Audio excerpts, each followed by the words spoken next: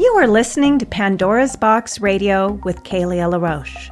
For more information about my products and services, counseling, coaching, hypnotherapy, books, and audios, please visit narcissismfree.com or pathbacktoself.com.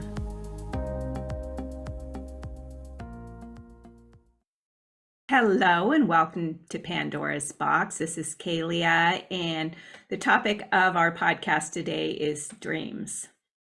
What are they, and how do we make sense of them? Most of us remember having dreams and even nightmares since we were children. Sometimes they were so real that we didn't know we were dreaming until a parent tells us in our distress it was only a dream. As we get older, we come to understand what dreams are and can often soothe ourselves after the extreme break from waking reality we call dreams and nightmares. We come to understand that dreams are our subconscious mind working out our mental and emotional challenges from our waking life. But there are so many different kinds of dreams that often cause us to question the true meaning. From personal experience and experience working with others, I've come to realize that dreams are a very important part of our lives as they give us insight into our waking struggles and challenges. Dreams communicate with us in symbols and emotions. There are many dream interpretation books out there that give generalized meaning to our dreams. But one thing that is for certain, we can't always rely on a book to tell us what just happened in that strange dream that we had last night. In my personal experience, I've had lucid dreams, which are dreams where I am aware that I'm dreaming, and they seem very real. I've had nightmares, which are dreams filled with terror and fear. I've had premonition dreams that foretell what is to come. I've had past life dreams that capture some moment in time, perhaps already lived. I've had dreams where I visited with someone I loved who has passed on to the other side. I've had dreams where I know that I can fly or levitate, and I use this fantastic power to escape a threat or simply rise above a circumstance that I don't want to be in. I've had dreams that are more like astral travel, where I'm exploring life outside my window without my physical body, chased by a dog who becomes aware that there's a presence there. And I quickly escape the dog, catapulting back into my body, waking up in my bed to hear a dog barking outside of my open window. Was that real? I've had dreams where I have an awareness of a special power that I possess, such as my vocal tones. One in particular, I was confronted with a very dark power that showed up in front of me as a dark cloud or mass. I took a deep breath, let out a strong tone, and shattered the dark mass. I woke up believing these tones have power that I've yet to understand in the waking realm. So there's not just one kind of dream. Some dreams are helping us to come to terms with confusing emotional issues. And some dreams help us to solve problems and work out mental confusion. But there are dreams that feel more like spiritual experiences, the kind of experiences we can only have when we release our waking consciousness and all its fears and beliefs. There was one dream in particular where I was taking a nap in the daytime, and I dreamt there was a man entering my house through the front door, and he had a key. I got up to confront the intruder in the dream. When I woke up, I heard someone entering my house through the front door with a key. I got up and ran downstairs to see a young man standing in my house right outside my front door. Somehow I felt prepared to deal with him. That dream had prepared me. I asked him how he got in, and he said he had a key. I asked him where he got the key, and he said his mother used to live in the house, and he was looking for something that was left behind. He appeared to be on drugs and unable to fathom that what he was doing was not okay. I was renting the house from a friend who had given a key to his ex-girlfriend at one point, and this was his ex-girlfriend's son. I told this man that this was no longer his mother's house and he needed to leave or I would call the police. After I took his key and locked the door, I called my friend who I was renting from and arranged to have the locks changed. My dream alerted me through a premonition and prepared me to face an intruder with strength and power. In this premonition, I had already successfully confronted the intruder and was safe. So in some way, I already knew how it was going to end. I've had dreams where I also experienced those who had crossed over to the other side that were still hanging around. They were benevolent and just waiting for a woman I was caring for when I was in my early 20s to cross over. I realized them to be her husband and her mother. When I awoke from this experience, I wasn't afraid, but I felt somehow watched over and protected. I've had some dreams that were more like horrible nightmares, where I'm hiding from Nazi soldiers who were looking for me.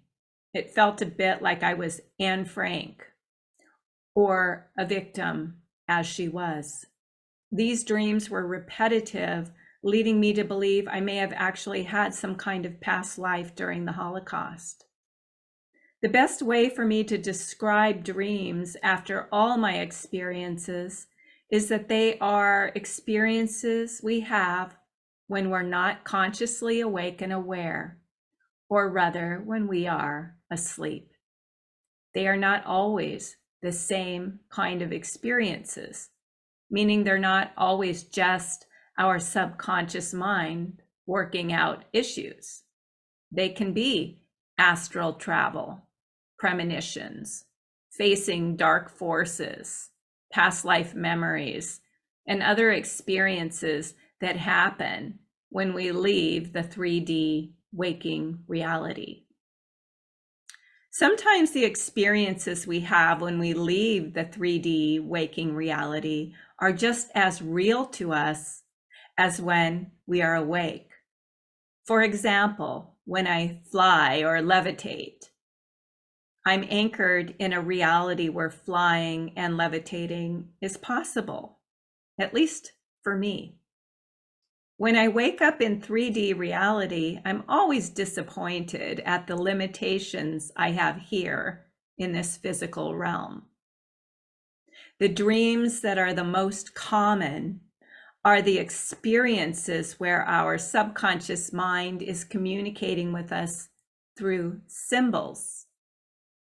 These kinds of dreams can give us profound insights as to what is going on for us on a subconscious level.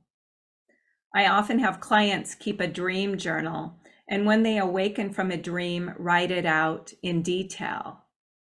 If we don't capture the dream right away, we're likely to lose it. And with it, the opportunity to learn something important or significant.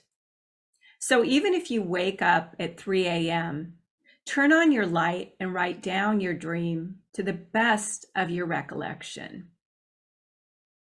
Intuitively, I often find that I can interpret the dreams of my clients through understanding the symbology. For example, if they dream of being in a house, the house often represents one's psyche. The dreamer may say, I was in a house. It wasn't my house where I lived now. It was different. But I had the feeling in my dream that this was my house. There was a man living there with me, I think. I think that it was my ex, but I can't be sure. In the dream, I wanted to paint the wall in the kitchen, and he was opposed to my painting the wall. He was telling me that this was his house too, and he didn't want the wall painted. The house in this dream likely represents the dreamer's psyche. The other person in the dream may have been her ex, but she can't be sure. And this is because it isn't about who that person is exactly. It's about a power struggle to take charge of her own psyche instead of giving her power away to someone who wants to control what she does in her own house.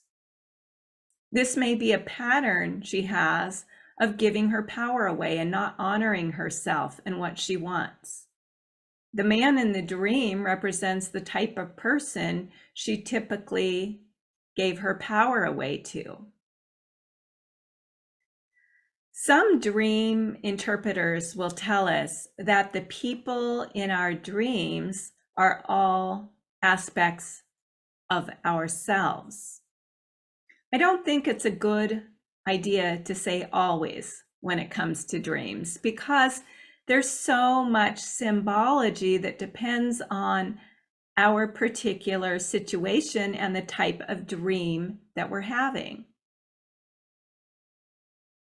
You could say the man in the dream I just described, who may have been her ex and didn't want her to paint the wall in the house, was part of herself that made her feel powerless.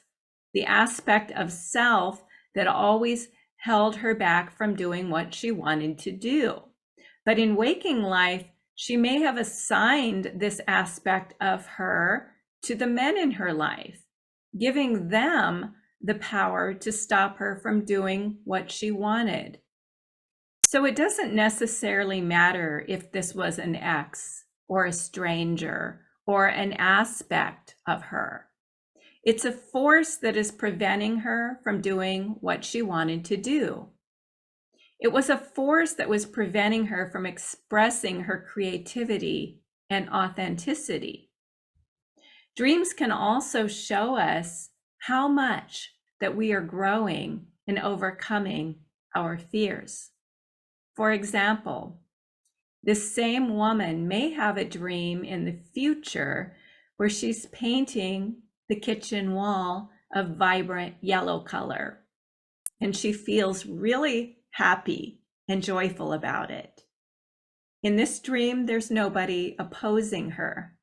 She's taken back her power and expressing her creative and authentic self. When I was in my 20s, I dated a man who turned out to be abusive and violent. This was in my early 20s. Although I finally broke away from him, I had these fears that often plagued me. And I would have these reoccurring dreams after I left this man. And the first time, he was lurking around outside of my house, threatening to break in. I was so haunted by this man and these dreams that I ended up calling him to find out where he was mentally and emotionally. We ended up getting together, and he told me he had found my house where I was living and was outside the house with a gun, planning to kill me. But then he realized he didn't really want to kill me. Although I don't know for sure whether he was telling the truth, my dreams were showing me that he was stalking me, and I was in fear. So this was a type of premonition and also picking up on the energy. For years after this, I had dreams of a man crawling up the balcony of my apartment and breaking in through my sliding glass door. At first in my dream, I would hear him coming in through the sliding glass door and coming after me. I would awaken in fear. The dream was reoccurring. And so in another one of these dreams, I heard him on my balcony and I got up to see him trying to break in through my sliding glass door. Finally, the last dream I ever had on this topic, I became aware of him climbing up my balcony. I went out on the balcony and found his hands on the top rail, trying to climb up over the rail. I found some kind of tool and started slamming his hands until he was forced to let go, and he fell several floors to his death. That was it. I'd killed the enemy. He no longer came back. In this dream, I was slowly taking my power back from a situation that had caused extreme PTSD, which involved a series of reoccurring nightmares where I had been stalked and attacked.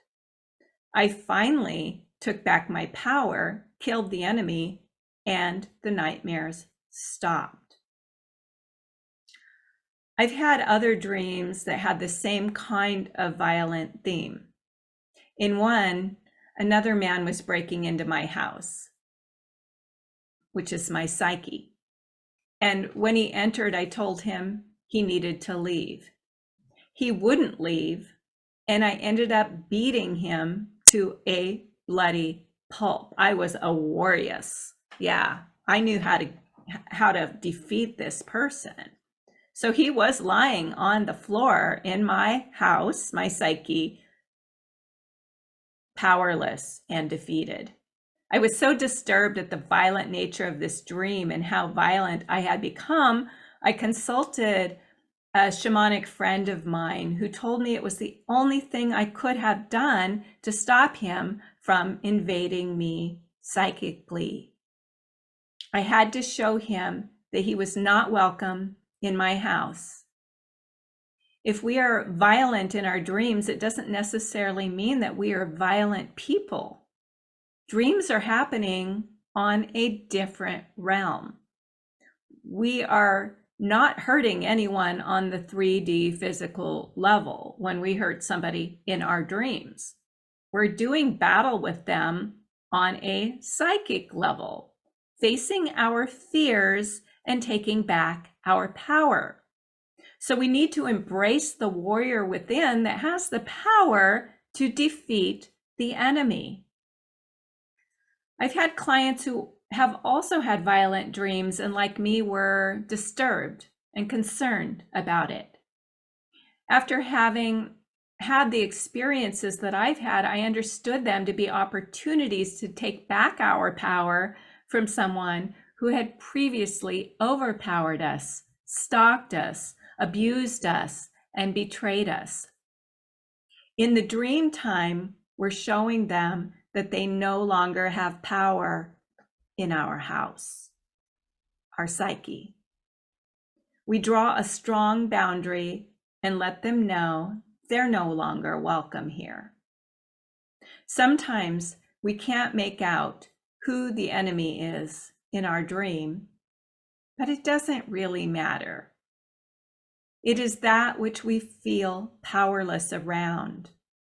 The enemy could be a stage where we fear public speaking, or our identity as a nice person who never hurts a fly, even to our own demise. It could be the part of us that loves unconditionally, even though that person or people continue to hurt and betray us.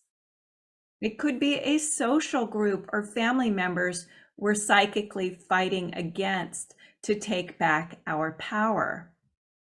So often, it isn't necessarily a recognized person who shows up in our dream, but what a person or a group of people represent to us. The enemy is often within, and in this case, it may show up as an external person that we're fighting against, but really, it's a part of ourselves that continues to betray and defeat us. Dreams can give us insight as to who or what the enemy of our progress is. We have dreams that help us to work through our feelings of loss, whether we lose a lover in a breakup, or a family member or close friend to death. We will often confront the loss in our dreams. We might find ourselves crying from the deepest place within us and even wake up crying. Often we don't grieve deep enough in our waking reality, so our dreams put us in touch with our deepest grief. It may be like opening a can of worms where all the grief we've buried and stored in our bodies floods to the surface, and we grieve deeply in the dream time. We may wake up from these dreams still feeling the deep grief and loss and feel very disturbed by this. We may not realize that our dreams are actually helping us to truly access the grief and purge it from our body. Dreams are not meant to be taken literally, they're symbolic. They're on the realm of the subconscious mind, which is an entirely different realm than our waking reality. So it's important to understand the symbols, not necessarily how they show up in dream books, but how they're showing up for us. What's going on in our personal lives is often a clue as to what these dreams mean. A book can't access our psyche and interpret our dreams for us, but can give us some basic clues, such as the house representing the psyche. Some other clues is that driving in a car can represent control. I had a dream where I was driving my car and my ex-husband's truck at the same time. Dreams don't make sense, so I can't tell you how this looked. I had the hands on both wheels, and as I continued down the road, I realized I could no longer manage both vehicles, and I had to let go of the wheel of one of the vehicles. So I let go of the wheel to his truck, and his truck crashed into a house. Shortly after that, I crashed into another house because I couldn't regain control of my wheel. My ex-husband and I had recently broken up when I had this dream. He was very dependent on me and had difficulty making his own decisions. He would look to me to make the decisions for both of us, and then he would blame me for my choices when he didn't like how things turned out.